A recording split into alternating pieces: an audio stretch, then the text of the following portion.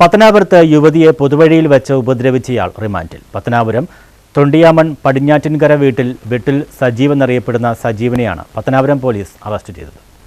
യുവതിയെ പൊതുവഴിയിൽ വെച്ച് ഉപദ്രവിച്ചതിനു ശേഷം ഒളിവിൽ പോയ പത്തനാപുരം തൊണ്ടിയാമൺ പടിഞ്ഞാറ്റിൻകര വെട്ടിൽ സജീവ് എന്നറിയപ്പെടുന്ന സജീവിനെയാണ് പത്തനാപുരം പോലീസ് അറസ്റ്റ് ചെയ്തത്. കഴിഞ്ഞ നവംബർ മാസം 24-ാം തീയതിയായിരുന്നു സ്റ്റേറ്റ് ഫാമിംഗ് കോർപ്പറേഷൻ വക റബ്ബർ എസ്റ്റേറ്റിനടുത്ത് വെച്ച് ഇയാൾ യുവതിയെ ഉപദ്രവിച്ചത്. യുവതിയുടെ നിലവിളി കേട്ട് തോട്ടം തൊഴിലാളികളും മറ്റും ഓടിക്കൂടിയപ്പോഴേക്കും പ്രതി സ്ഥലത്തു നിന്നും രക്ഷപ്പെട്ടു.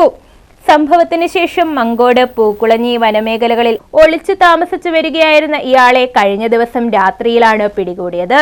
Pathanapuram inspector Biju, SI Saralal, civil police ഓഫീസർമാരായ ഹരിപ്രസാദ്, രാജേഷ്, രാജീവ്, വിനോദ്, വിഷ്ണു എന്നിവരടങ്ങിയ പോലീസ് സംഘമാണ് പ്രതിയെ പിടികൂടിയത്. കോടതിയിൽ ഹാജരാക്കിയ പ്രതിയെ റിമാൻഡ് ചെയ്തു. സ്ത്രീകൾക്കെതിരെയുള്ള അതിക്രമങ്ങൾക്കെതിരെ ശക്തമായ നടപടി സ്വീകരിക്കുമെന്ന് പത്തനാപുരം SI ശരലാൽ പറഞ്ഞു. News bureau, Pathanapuram.